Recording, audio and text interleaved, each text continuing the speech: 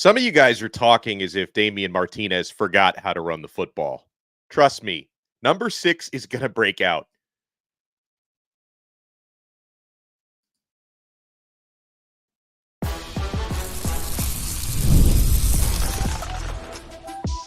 You are Locked On Canes, your daily podcast on the Miami Hurricanes, part of the Locked On Podcast Network, your team every day. Shout out to the Everydayers. I'm Alex Dono, University of Miami alumnus, co-host of Locked On ACC and writer for Canes County on Rivals. And thank you so much to the Everydayers for making Locked On Canes your first listen and your first watch today. We're live right now, so smash that like button. We're available free wherever you get your podcasts. We're free on YouTube. We're part of the Locked On Podcast Network.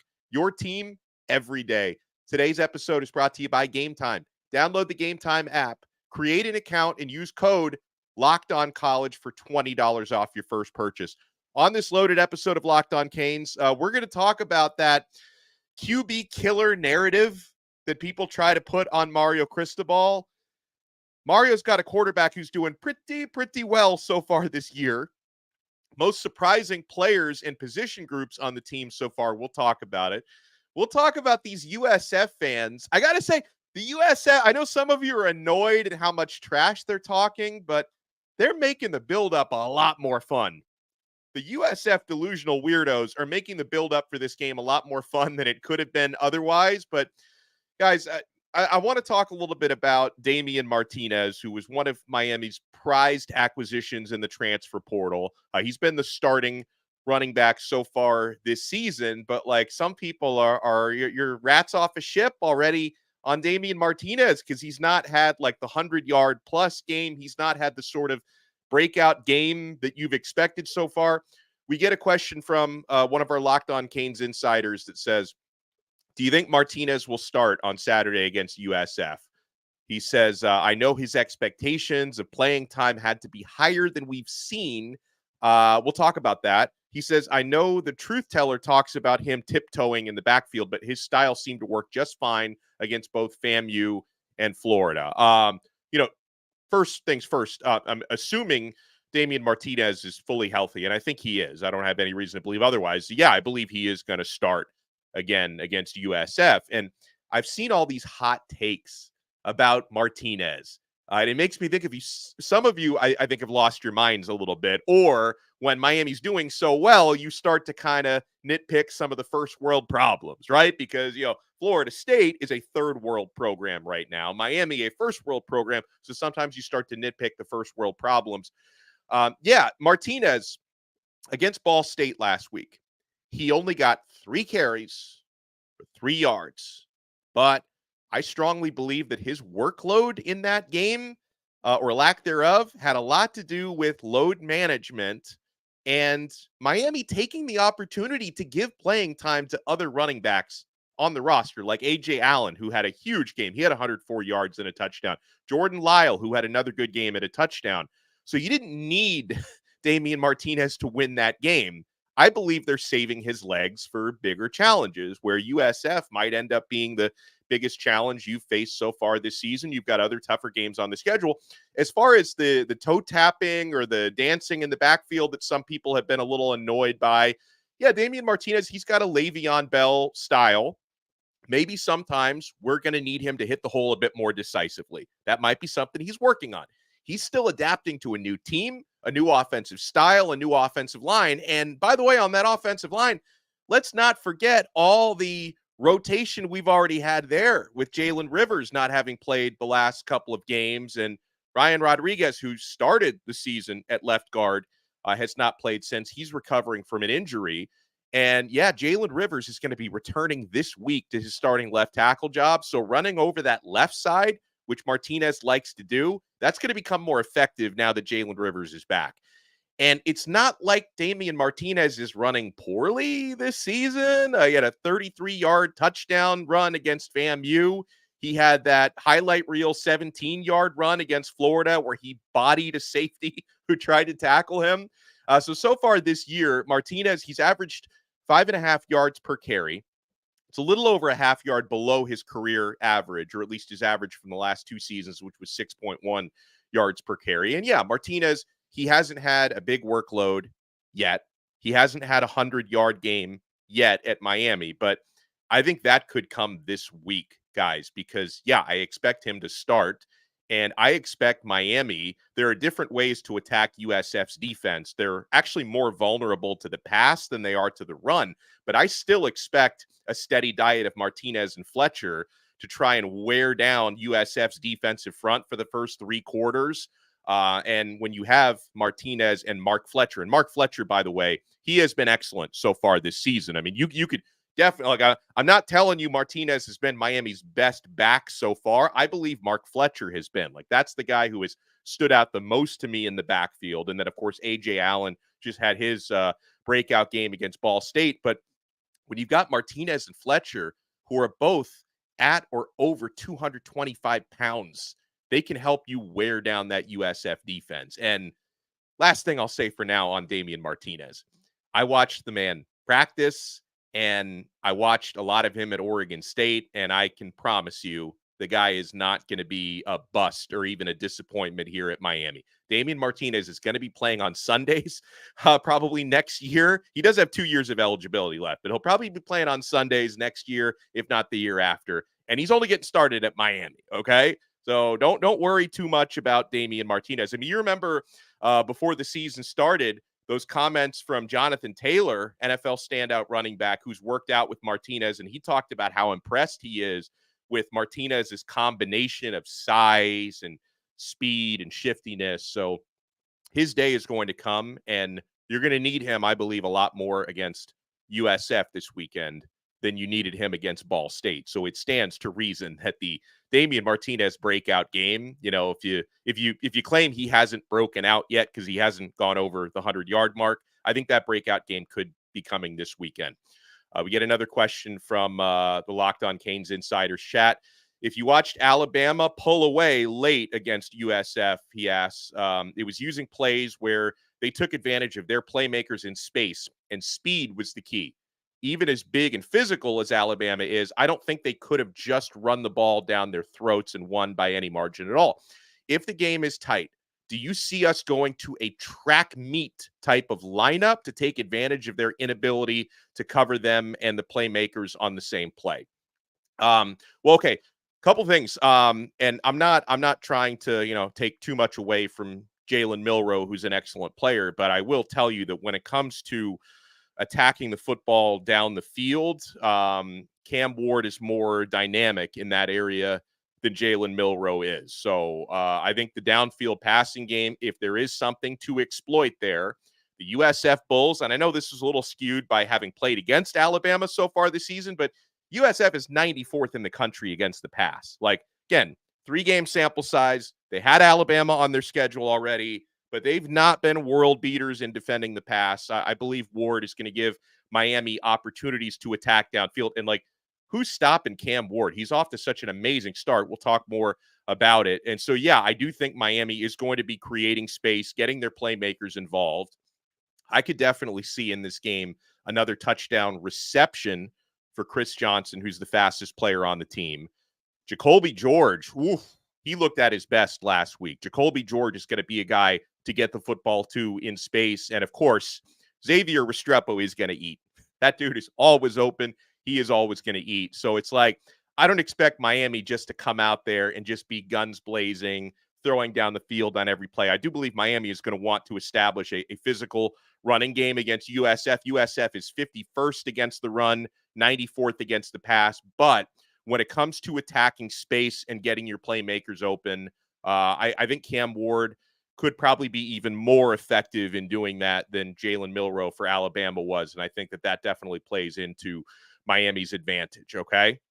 So I mentioned those stats for USF's defense, a couple of stats for their offense, because, hopefully Miami can really establish pressure, make it difficult for USF to run the football, because guess what? USF's been one of the best teams in the country running the ball. They're 8th in the nation in running the football. Their quarterback, Byron Brown, has been very effective in that. They've got a good stable of running backs, good diverse rushing attack. The media, we talked with Wesley Besaint earlier this afternoon, and he says he is up for the challenge. He is up for the challenge to try to slow down USF's rushing attack. They're 8th in the country in rushing. 120th in the country in passing. Now, I don't think that 120th like paints an accurate picture about how good their passing game can be. They've been able to lean a lot more on their running game. But then here's another stat. And again, I know it gets skewed a little bit because they've played Alabama already, but protecting their quarterback, I see an opportunity for Miami's pass rushers. I see an opportunity for Tyler Barron. I see an opportunity for Elijah Alston. If Reuben Bain is back this week, I don't know for sure if he will be, but I think he might be back this week. Miami could have an opportunity to get USF's quarterback to the turf because the Bulls are 122nd in the country in sacks given up. They've allowed an average of 4 sacks per game so far. So Tyler Barron sees that. He's ready this weekend, my friends. We're going to be answering more questions from the Locked On Canes insiders when we come back, including, I know what the jersey and pants combination is this week. People always want to know what color are Miami going to be wearing when they go up to Raymond James Stadium. Why are USF fans talking so much trash? Like, honestly, I think USF fans are talking more trash than Florida fans did leading up to that opening game. My friends, we're only getting started. We are live right now. Smash that like button if you're watching us on YouTube and keep it locked right here on this brand new episode of Locked On Canes. I'm only getting started with FanDuel. Guys, we've been making money this football season. You've got Miami. It's a big spread. I was looking at it 16.5, 17 in some places. Miami favored big on the road at USF this week. You want to check out those numbers, go to FanDuel. And yeah, you hear us talk a lot about FanDuel, America's #1 sports book. Well, we have something a little different for you. Now through September 22nd, all FanDuel customers can bet $5 and get a 3-week free trial of NFL Sunday Ticket from YouTube and YouTube TV. Then with the YouTube TV base plan, you'll be able to watch every regular season Sunday afternoon out of market game. All you need is a Google account and a current form of payment, and you can cancel anytime. Just visit FanDuel.com and download America's #1 sportsbook. We're also proudly brought to you by Game Time. Guys, this is the only ticket app that I use because I know I'm getting the best deals, especially last minute. If you haven't gotten your Miami versus USF tickets left yet, I should say, they do have tickets on Game Time, and the prices are going down, down, down. You want to check this out. And Game Time has a new feature called Game Time Picks that makes getting tickets to your favorite live events even easier. Game Time Picks filters out the fluff to show you only incredible deals on great seats so you don't have to waste time searching through thousands of tickets. The all-in pricing feature is amazing. Turn that all-in pricing feature on, and they're going to give you the total upfront with no surprise fees at checkout. Get a panoramic view from your seat in the app before you buy. Take the guesswork out of buying tickets with Game Time. Download the Game Time app, create an account, and use code LOCKEDONCollege for $20 off your first purchase. Terms apply. Again, create an account and redeem code LOCKEDONCollege for $20 off. Download Game Time today. What time is it? Oh, it's game time. Thank you so much for making this episode of Locked On Canes your first listen and your first watch today. For your next listen, make sure you check out Locked On ACC. I co-host that show with Kenton Gibbs from Locked On Wolfpack. We take you around the conference, and now they're talking about making some new revenue structure to keep Florida State and Clemson in the conference. I mean, if Florida State keeps losing, maybe just kick them out, kick them to the curb. But we'll talk more about that throughout the week on Locked On ACC. So you guys have been asking us questions in the Locked On Canes Insiders chat. We get this one, this recruiting-related question from Dan, who says, for a recruit to have 5 stars, does it require grades? He means like academic grades. If so, a 4-star might be as good, but lack the grades. We've had some great players that lack grades.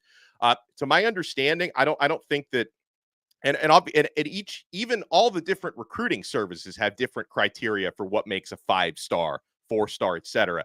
I don't think any of them factor in academics. I don't think that's something that they even look into.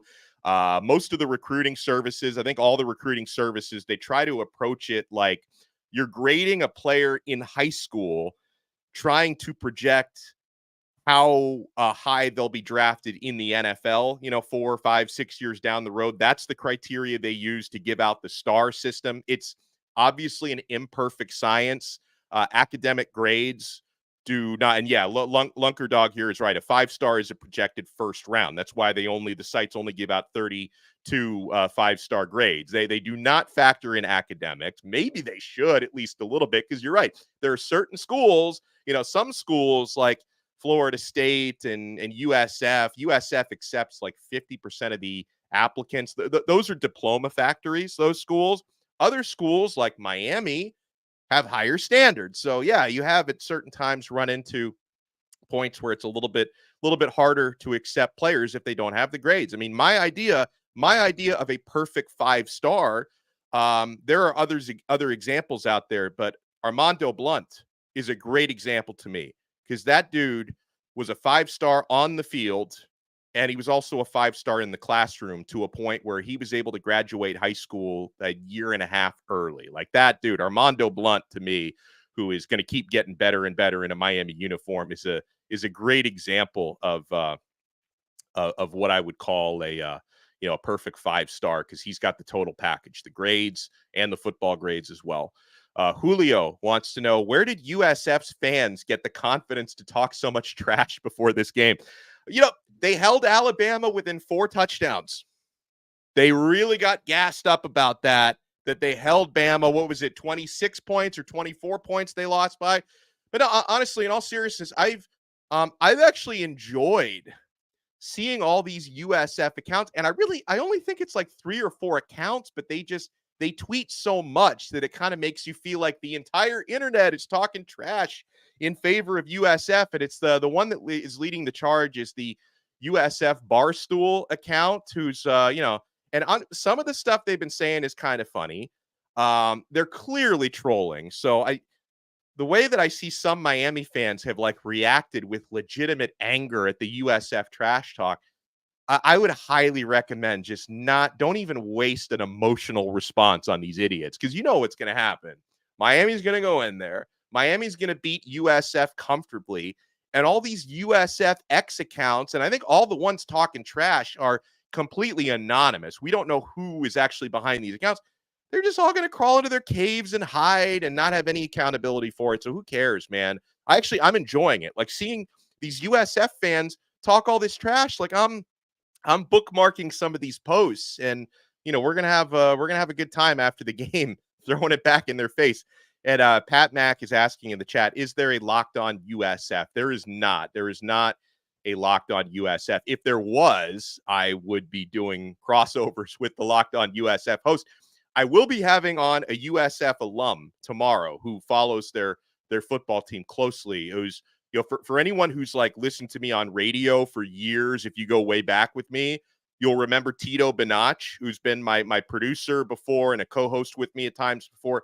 Tito is a USF guy. I think he's also a Miami fan, but he is a USF alum and he follows their football team. He's going to be joining me on tomorrow's episode to preview the Bulls a little bit. But I wouldn't waste any emotional responses on these USF trolls. Let's just have fun, if you want to clap back at them and enjoy your time on social media, just do that. We get a question from Iron Man Mike, who says, what's the Canes jersey color for the USF game on Saturday night? Anything on that? I was told white jerseys, green pants. White and green is what I was told, which is like, nobody cares what I think. It's not my favorite combo. If I'm going white, I love the white on white Stormtrooper, which is what they wore against Florida. That's my personal favorite with the white on green. I don't love it, but you know what? If Miami goes in there and wins the game, I don't care what they're wearing. So let's freaking go. White on green this week. We get a question from one of our everydayers, LL Cool Matt, who says, who's been the biggest surprise on the roster this year? I don't know if I can single out just one. If I was going to do like a power ranking of the biggest surprise, I think I would have to go Ajay Frederic at number 1. And it's not because I ever doubted his ability, but when you're talking about a true freshman who gets thrown in to a starting role in the defensive secondary of what's now become a top 10 team in America, and seeing him not only holding his own out there, but thriving. And yeah, I know the competition is going to get tougher for Miami's defensive secondary, but OJ Frederick, to me, as a not only a true freshman, but as a guy who wasn't really that heralded coming out of high school. I mean, he comes out of one of the more prominent programs at St. Thomas Aquinas, but he was a rated, again, these recruiting nerds don't always get everything right. Like OJ Frederick somehow was only rated 3 stars, and he's going out there and playing well and grading out well as a starting cornerback for the Miami Hurricanes. I've got to say OJ Frederick, probably the biggest surprise. I'll give you a few more. Zach Carpenter, who, because I remember, and again, like the same way I was telling you guys, don't overreact to Damien Martinez not getting that much work. I tried to tell you guys during the offseason not to overreact to any sort of negativity you were hearing about Zach Carpenter. I know, really big shoes to fill, being the guy to replace Matt Lee, who had an awesome year at Miami last year. But I saw these people, like people who don't even go to practice, were like, oh, I hear Carpenter's not practicing very well, and maybe he's not the starting center. It was all BS. Any of that stuff you heard was all BS. I think, from what I could tell, he had kind of a slow first week of spring practice, but then after that, it was gravy. And guess what? Zach Carpenter has been one of the highest graded offensive linemen on Miami so far, and one of the better in the country. He and Cece Mauinoa is also not surprising at all, but Cece is really thriving, and Carpenter's been doing absolutely great. So don't, sometimes you hear negative things on the internet. It's not always true. It's not always true, my friends. Carpenter's been doing great. I will say that's just been a surprise because, again, he had really, really big shoes to fill with Matt Lee. Carpenter's been excellent.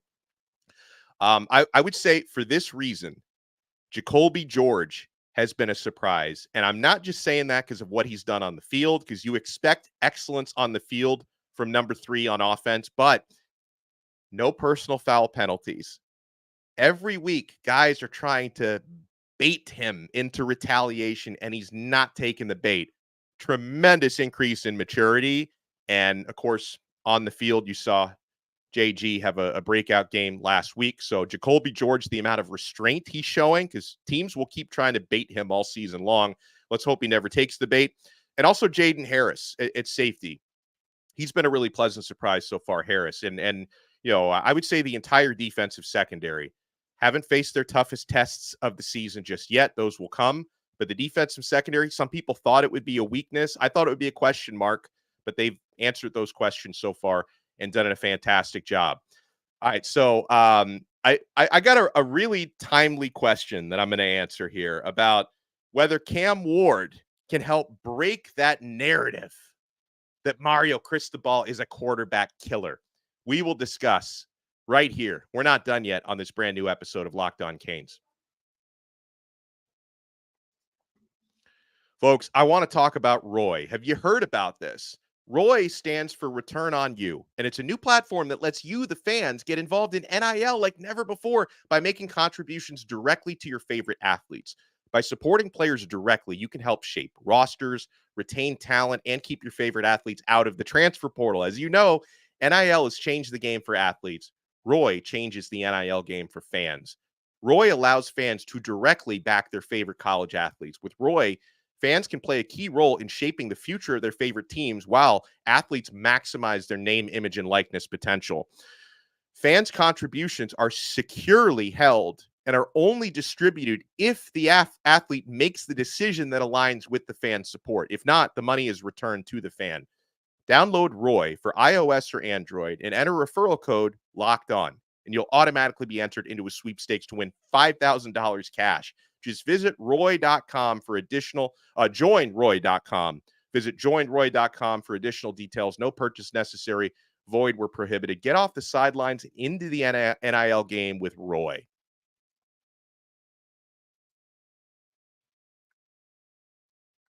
Thank you so much for making this episode of Locked On Canes your first listen and your first watch today. We've been answering questions on this episode from the Locked On Canes Insiders chat. If you want to join, you could try it free. I include the link in the show description below. When you sign up, you get text messages directly from my phone to yours with breaking news, show updates, recruiting scoops, questions and answers. We like to answer questions from the insiders on the show. Try it free for 14 days. And then if you like it, you can opt in for $4.99 a month. If you don't, no sweat.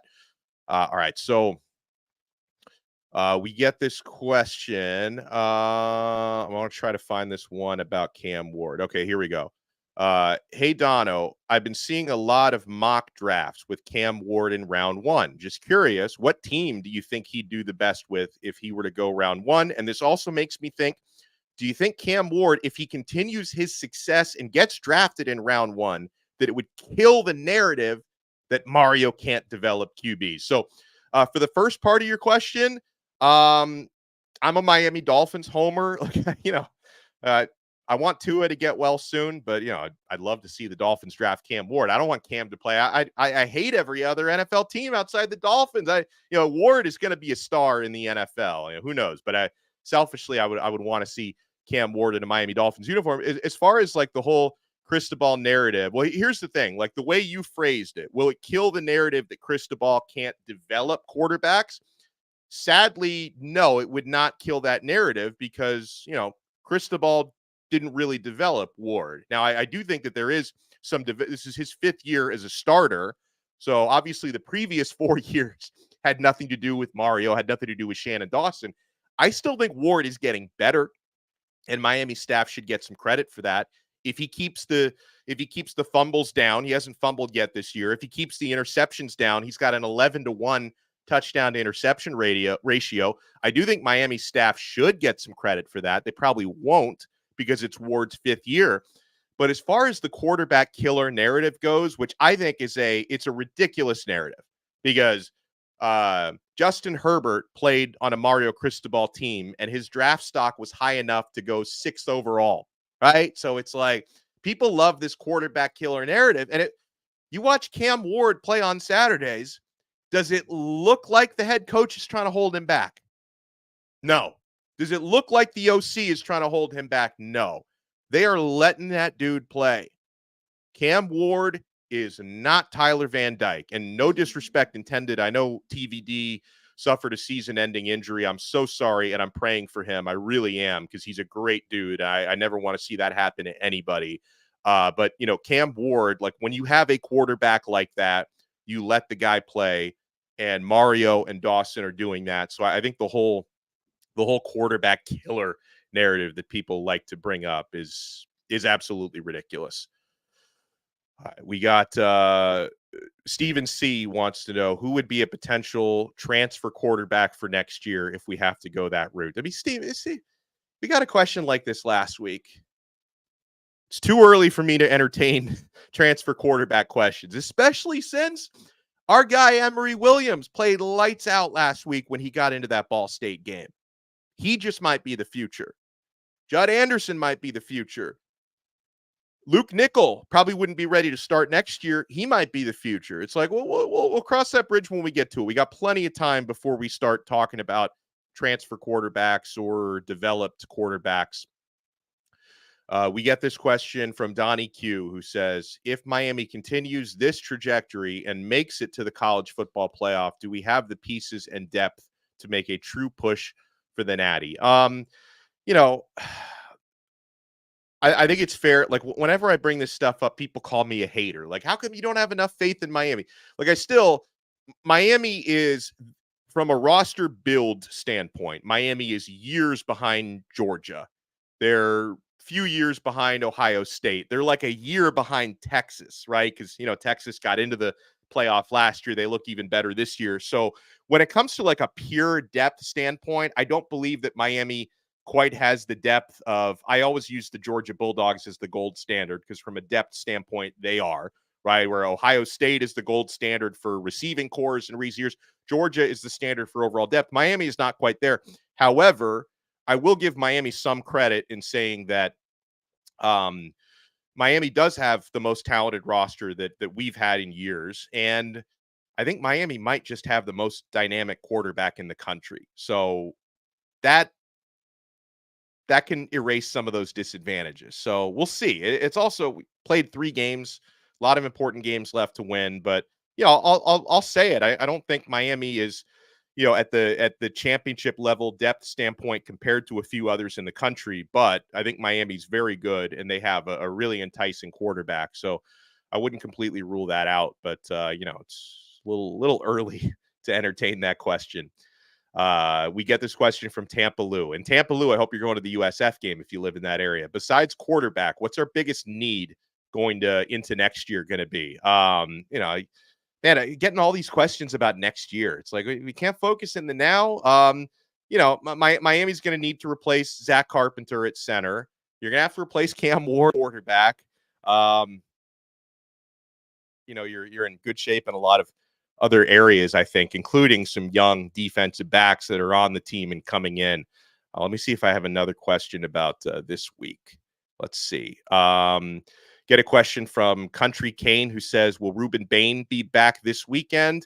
I don't know for sure. Nobody knows for sure. I feel this is just my sense. I think if it were, Virginia Tech this week, I think he could probably play. Not to diminish USF, because I do respect them as an opponent. I think, and we talked about this a couple days ago with Gio Milian, where he thinks it's like kind of a 50-50 thing with Bain, but if not this week, next week. So we shall see. I mean, we know Mario Cristobal confirmed it, that Jalen Rivers is back at left tackle. Inez Cooper is back at right guard. He did not confirm anything one way or the other about Ruben Bain. So we shall find out. And you just hope that if he doesn't play, that he's not really needed this week. Again, like USF is 122nd in the country in sacks given up. Let's hope that gives an opportunity for our dude Tyler Barron to go out there and dominate. And to raise Kane, he asks, what's Bain's injury exactly? I mean, I don't have a diagnosis for you. I know it's something related to his calf. That's all I know. Pulled, strained, I don't know, but it's something with a calf. All right, guys, huge shout out and thank you so much. And yeah, every time I feel like there's a bunch of good questions we got that we haven't answered yet. I'm going to try to answer more. Probably on Friday, we can answer more questions from you guys on the show. And I'm going to be writing a mailbag column, as I do every week, on canescounty.com, and I can answer some more questions there. Make sure you guys hit that thumbs up. If you're watching us live on YouTube, if you're watching us later, hit the thumbs up anyway. Subscribe on Apple Podcasts, Spotify, wherever you get your pods. And we will talk to you guys next time on another episode of Locked On Canes, part of the awesome Locked On Podcast Network. Your team every day.